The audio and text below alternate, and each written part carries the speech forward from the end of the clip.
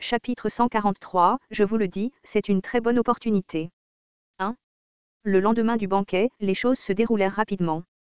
Sous les ordres du marquis de Brentford, des marchands d'esclaves de diverses régions vinrent voir Guillain. Comme il traitait avec des esclaves non humains, ces marchands étaient considérés comme des acteurs majeurs dans leur domaine.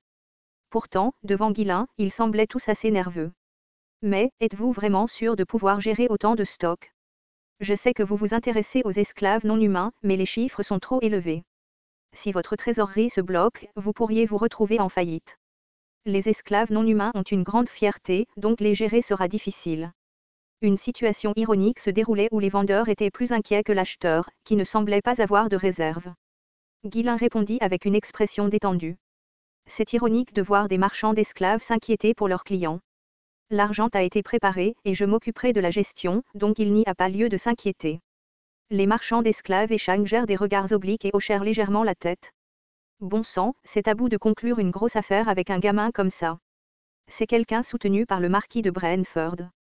Il n'y a aucun moyen de refuser. J'ai entendu dire que la plupart des nobles de la faction royale le soutiennent. Guillain jeta un coup d'œil aux marchands hésitants et les avertit. Vous feriez mieux de les amener tous, sans en manquer un seul. S'il y a un problème, vous savez ce qui se passe, n'est-ce pas? Bien sûr, monsieur. Rassurez-vous. Mais assurez-vous de payer le montant. C'est une somme si importante que cela nous met un peu mal à l'aise. Je ferai les paiements comme convenu, à temps, alors concentrez-vous simplement sur la livraison des gens. Répondit sèchement Guillain. Même si les cosmétiques se vendaient bien, il ne pouvait pas se permettre de gérer une somme aussi importante pour le moment. Cependant, en raison de l'énorme montant d'argent en jeu, les marchands ont insisté sur le fait qu'ils ne pouvaient pas accepter de paiement échelonné sans garantie. N'oubliez pas que le domaine de Ferdium a été utilisé comme garantie. Je comprends. Assurez-vous simplement de gérer la tâche correctement. Vous avez reçu la permission du comte Ferdium, n'est-ce pas? Sans sourciller, Guillain a répondu avec assurance. Je suis l'héritier là-bas, alors ne vous inquiétez pas et partez. Compris. Nous préparerons tout le plus rapidement possible. Rendez-vous au domaine. Oh, et n'oubliez pas d'envoyer les nains le plus rapidement possible. Surtout le nain dont j'ai parlé, assurez-vous qu'il arrive sain et sauf, quoi qu'il arrive. Oh oui. Nous allons donner la priorité à cela. Bien, je n'irai pas loin. Les marchands d'esclaves sont partis avec des expressions inquiètes. Bon sang, si quelque chose tourne mal, nous devrons protester auprès du marquis de Brentford et lui demander des comptes. Mais est-ce qu'il nous écoutera au moins? Le domaine collatéral n'est-il pas à la limite aride du Nord? Rien que de penser à devoir le vendre en morceaux me donne mal à la tête. J'ai tout vendu, donc je devrais me sentir bien, mais pourquoi suis-je si mal à l'aise? Tandis que les marchands d'esclaves s'éloignaient, Bolinde claqua la langue et marmonna. Si le comte Ferdium l'apprend, il va s'évanouir. Ce n'est pas grave. Mon père est toujours dans une situation difficile, même sans moi. Bolinde soupira profondément et secoua la tête. Acheter des esclaves, c'est une chose. Mais qu'en est-il des immigrants? Et eux? Nous parlons d'au moins plusieurs milliers, peut-être plus de 10 000. Nous devrons couvrir tous leurs besoins de base jusqu'à ce qu'ils s'installent, et cela va coûter une fortune. Ce n'est pas grave. Vous avez vu le blé pousser à l'époque? Nous pouvons nous en occuper. Quoi? Vous pensez que les gens peuvent vivre uniquement de pain? Et tout le reste? Au début, cela coûtera de l'argent pendant qu'ils s'installent, c'est sûr. Mais une fois qu'il y aura plus de monde, le marché reprendra rapidement. Ce n'était pas faux. Mais cela ne serait possible que si les problèmes sous-jacents étaient résolus. Ou les gens qui ont été soudainement relogés trouveront-ils de l'argent pour aller au marché? Quel travail pourront-ils faire? Ils doivent travailler pour gagner de l'argent et le dépenser ensuite. Ceux qui ont un besoin urgent d'argent peuvent être employés dans des projets de construction autour du domaine, comme maintenant. Et quoi? Je transformerai tous les hommes valides en soldats. Notre domaine manque cruellement d'une armée permanente. De cette façon, il n'y a pas de problème, n'est-ce pas? Quoi? Bolinde resta stupéfaite au silence. Dire qu'il transformerait toutes les mains libres en soldats, c'était à une toute autre échelle. Elle attrapa Claude et lui demanda, est-ce que ça a du sens? Est-ce que ça peut vraiment marcher? Claude hocha la tête. C'était une idée audacieuse, mais c'était plausible. À cette époque, il y avait beaucoup de gens prêts à devenir soldats si vous les nourrissiez et les logiez simplement. La seule raison pour laquelle les autres n'avaient pas essayé était qu'ils n'avaient pas d'argent à dépenser. Si nous investissons tous les bénéfices des pierres runiques et des cosmétiques, c'est possible. nous devons juste le maintenir jusqu'à ce que l'économie se stabilise un peu, et cela devrait fonctionner sans problème tout seul. Cependant, le problème, c'est que nous dépenserions tout l'argent dès que nous le gagnerions. Pendant quelques années, les finances seront très serrées. Bien sûr, n'est-ce pas? Mais pourquoi cette précipitation? Ce n'est pas comme si les choses n'allaient pas s'améliorer avec le temps. Claude se gratta le menton pensivement et partagea son opinion. Eh bien, je pense que c'est pour se préparer à la guerre. La guerre? Belinda cria, puis se couvrit rapidement la bouche sous le choc. Elle baissa la voix et demanda à nouveau, la guerre. Avec qui? Qui vient, et pourquoi? Il y a plein d'endroits qui pourraient attaquer. Le comte Desmond pourrait chercher à se venger de ce qui s'est passé avant, ou d'autres domaines pourraient jeter leur dévolu sur le nôtre. Belinda fronça les sourcils et demanda, le comte Desmond, bien sûr, mais pourquoi quelqu'un d'autre le ferait-il? C'est à cause de l'approvisionnement en nourriture. Pour l'instant, nous gardons le domaine aussi fermé que possible, mais éventuellement, des rumeurs se répandront sur l'augmentation soudaine de la production. Quand cela arrivera, plus de gens essaieront d'en profiter. C'est vrai, nous nous sommes préparés à la guerre pour des raisons similaires lorsque nous avons acquis la pierre runique pour la première fois. Claude hocha la tête puis jeta un coup d'œil à Guillain en baissant la voix. Je suis presque sûr d'avoir raison. Le Seigneur n'est pas du genre à lancer une attaque sur quelqu'un à l'improviste, n'est-ce pas? Bien sûr, notre jeune Seigneur n'est pas comme ça. Allez, attaquer sans raison ferait de lui un voyou. Mais ça lui conviendrait? Rarara. Je t'entends, esclave. Guillain plissa les yeux et lança un regard noir à Claude. Claude, qui riait et discutait avec Belinda, tressaillit devant le regard de Guillain et s'éloigna rapidement. Guillain claqua la langue et replongea dans ses pensées. Le budget est bien trop serré? Dans cet état, il sera difficile de lancer le prochain plan. Je ne peux pas non plus vendre toutes les pierres runiques, car j'ai d'autres utilisations pour elles. Le plan suivant nécessitait une énorme somme d'argent, mais au rythme actuel, il faudrait beaucoup trop de temps pour réunir les fonds. Je dois trouver un moyen de réunir une grosse somme plus rapidement. Les réunions avec les marchands d'esclaves étant terminées, il n'y avait plus de raison de rester dans la capitale. Les ventes de cosmétiques étaient bien établies, il prévoyait donc de retourner au domaine et de chercher d'autres moyens de gagner de l'argent. C'était à moins que les choses ne prennent une tournure inattendue. Et, ôtez-vous de mon chemin. Oh, j'étais là en premier. Bougez, maintenant.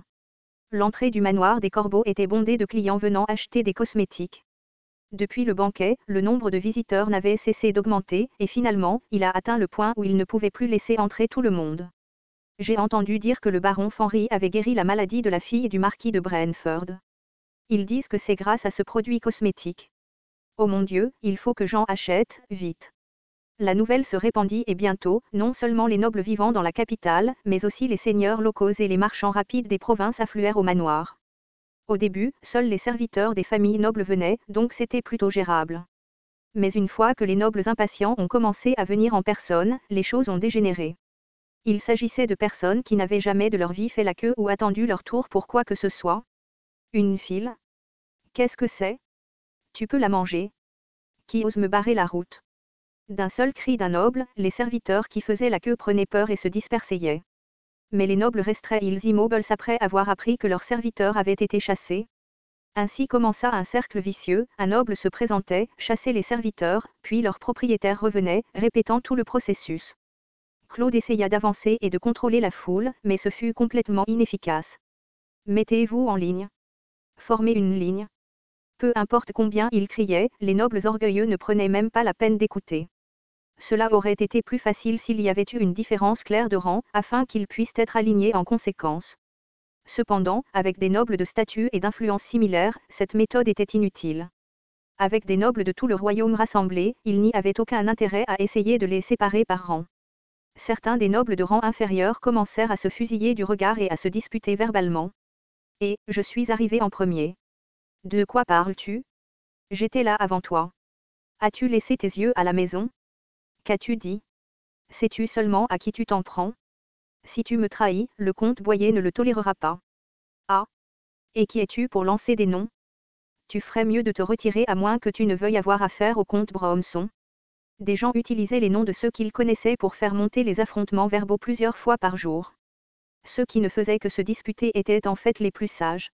Les nobles qui avaient du mauvais sang entre eux ne perdaient pas de temps, ils tiraient leurs épées dès qu'ils se voyaient devant le manoir. Tu as de la chance aujourd'hui. Tu as commencé ça, alors j'ai la justification. Ah.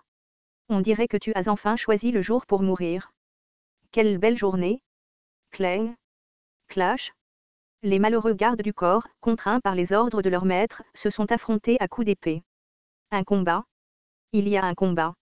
Naturellement, les gens ne pouvaient pas résister à la tentation d'un spectacle aussi divertissant.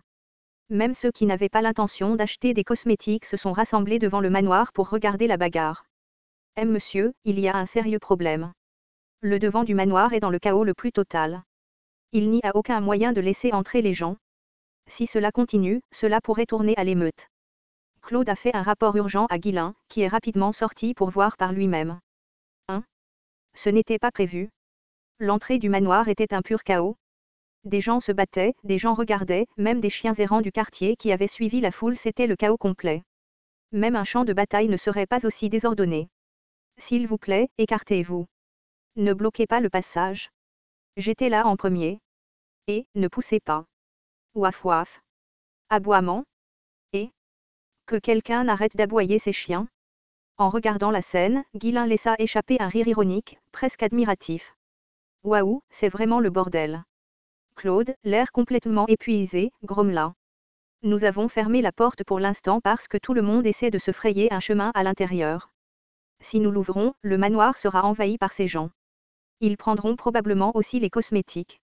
Alors, que faire maintenant? Guillain trouvait la situation assez délicate à gérer. Il ne pouvait pas se contenter de tabasser tout le monde, même si c'était son approche habituelle. Ah, je dois retourner au domaine. Quand Guillain marmonna cela, Claude lui lança un regard incrédule. Dans cet état? Si tu retournes maintenant, tout le manoir sera pillé. Les domestiques ne pourront pas l'arrêter. Alors que dois-je faire? Tu dois rester et gérer les choses d'une manière ou d'une autre. Ah, je dois rentrer rapidement. Tu n'as aucun sens. Nous ne pouvons pas gérer cela maintenant. Tu penses que les domestiques peuvent tenir le coup? Guillain hésita un instant avant de parler. Si nous ne pouvons pas gérer cela, nous devons le laisser à quelqu'un qui le pourra. Quoi? Pour l'instant, fermons boutique. Que veux-tu dire? Avant que Claude ne puisse terminer sa phrase, Guillain sauta sur l'un des murs du manoir et cria fort. Nous suspendons les ventes pour le moment. Tout le monde, rentrez chez vous. Nous rouvrirons dans quelques jours. Les nobles rassemblés commencèrent à crier en signe de protestation. Que voulez-vous dire? Nous attendons depuis ce matin. Nous devons l'acheter aujourd'hui. Baron Fenry. C'est moi? Moi? Nous nous sommes rencontrés au banquet, vous vous souvenez? Baron Fenry. Vous ne pouvez pas faire ça? Laissez au moins notre groupe acheter en premier. Avec l'apparition de Guillain, l'agitation ne fit que s'intensifier. Malgré les protestations des nobles, Guillain ne cligna même pas des yeux en criant à nouveau. Et bloquez complètement la porte principale. Nous fermons pour aujourd'hui. Claude et les autres assistants échangèrent des regards perplexes. Les choses se passaient exceptionnellement bien, et il était impossible de savoir quelle rumeur se répandrait s'il faisait fuir tous ses clients. Monseigneur. Peu importe à quel point la situation est mauvaise, vous ne pouvez pas refuser autant de clients. Claude essaya prudemment de parler, mais Guillain l'interrompit d'un ton irrité. Que faites-vous? Dépêchez-vous de bloquer les portes. Ah, qu'est-ce qui lui prend cette fois-ci? Claude grommela intérieurement en ordonnant aux mercenaires d'agir. En cas de perturbation, ils utilisèrent des planches de bois et des chariots, qui avaient été préparés plus tôt, pour bloquer complètement l'entrée du manoir. Boum! Boum! Les barreaux de fer de la porte principale étant complètement recouverts, il était impossible de voir à l'intérieur, et les nobles commencèrent à crier avec colère. C'est une insulte pour nous. Pourquoi ne vendez-vous pas? Ouvrez les portes maintenant. J'ai besoin de vous parler. Mais il n'y eut aucune réponse derrière la porte bloquée.